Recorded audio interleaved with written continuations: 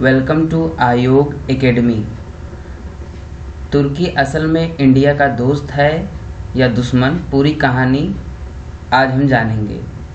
1947 में भारत को आज़ादी मिली और पहले प्रधानमंत्री जवाहरलाल नेहरू शुरू से ही जिन देशों के साथ संबंधों को तरजीह देते थे उनमें तुर्की भी शामिल था। दिल्ली के जेएनयू विश्वविद्यालय में पश्चिम एशिया मामलों के अध्यापक प्रोफेसर ए.के. पासा कहते हैं कि नेहरू दूसरे विश्व युद्ध के खत्म होने के समय से ही चाहते थे कि तुर्की के साथ अच्छे संबंध बनाकर रखे जाएं। प्रोफेसर पासा कहते हैं वहां मुस्तफ़ा कमाल पासा ने ऑटोमन सुल्तान को हटाकर एक धर्मनिरपेक्ष लोकतांत्रिक गणराज्य स्थापित किया था और नेहरू इस बात से काफ़ी प्रभावित थे कि पहली बार इतना बड़ा मुस्लिम राज धर्मनिरपेक्ष देश बनने जा रहा है। वो चाहते थे कि भारत भी ऐसा ही मुल्क बने। मगर दूसरे विश्व युद्ध के बाद जब दुनिया अमेरिका और तत्कालीन सोवियत संघ की अगुवाई वाले दो ध्रुवों में बट गई और शीत युद्ध का दौर शुरू हुआ तो तुर्की अमेरिकी खेमे में चला गया और पश्चिमी देशों के सैन्य संगठन नेटो में शामिल हो गया। पाकिस्तान अमेरिकी खेमे में शामिल हो गया।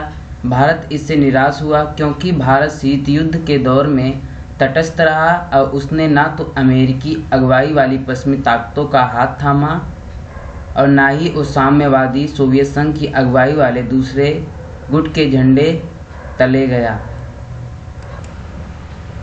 तुर्की does not have another 50 years to waste on Cyprus issue, तुर्की प्रेसिडेंट सेड ऑन ट्यूसडे। आज हम जानेंगे कि क्या 2 स्टेट सॉल्यूशन ये ऑप्शन सही है या कोई और ऑप्शन नहीं हो सकता है साइप्रस कॉन्फ्लिक्ट को रिजॉल्व करने के लिए, ताकि उस कॉन्फ्लिक्ट से बाहर आया जाए।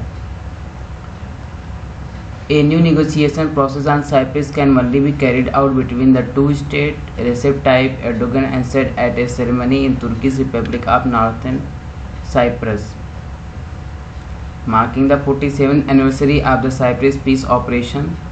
The Greek Cypriots could not wake up from the ignorance of seeing Turkish Cypriots as a minority and rejecting a solution on the basis of equality. He said during that the Greek Cypriots should insist on maintaining its maximalist, insincere and spoiled approach that is disconnected from reality.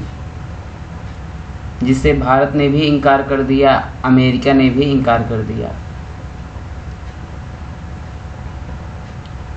Erdogan noted that EU had vowed to support Turkish Cyprus in financial and administrative matters, but has so far failed to do so. Referring to Greek Cypriots and administration, Erdogan said, "We can see that there are still those who earn for massacre before 1974. They are not honest."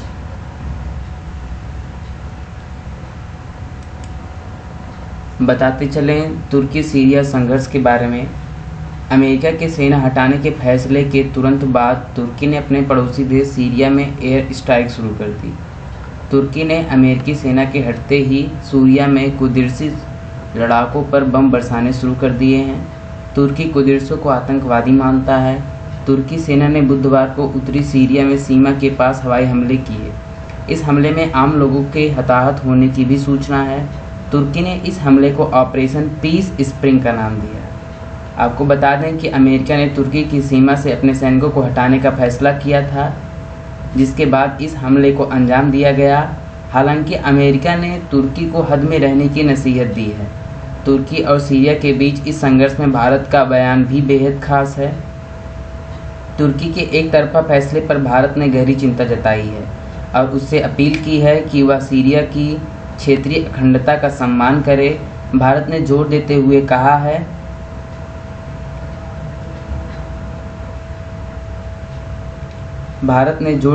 कहा है कि ऐसी कार्रवाई क्षेत्र की स्थिरता एवं आतंकवाद के खिलाफ लड़ाई को कमतर करती है। भारत के इस बयान को कैसे समझें? इस बयान का वैश्विक स्तर पर तुर्की के संबंधों पर क्या असर पड़ेगा? कई और ऐसे सवाल जिनके अंतर्राष्ट्रीय स्तर पर समझे जाने की ज़रूरत है। आज हम अपने इस डिस्कशन में इसको रखेंगे। हमने देखा फिर यहाँ पे 1974 में when Turkey seized the north in response to coup orchestrated by an Athens-backed junta seeking to annex the island to Greece। इसके इतिहास में 1974 में डिवाइडेड हुआ। अब क्यों अर्दोगन कह रहे हैं कि हमें 2 स्टेट सॉल्यूशन लाना चाहिए, इसको जानने के लिए अब यहाँ पे देखते हैं। On this island there are 2 state and 2 peoples, Erdogan said in comment carried live on television in Turkey. We do not and cannot make any concession on that, he said in reference to Turkey's TNT leader. In April, UN summit failed to reach a deal aimed at resuming talks that started in 2017। Bharat ने इस पर गहरी चिंता जताई है और अब खुद को इससे बाहर रखा है। अमेरिका ने भी 2 स्टेट सॉल्यूशन से खुद को बाहर रखा है। Thank you.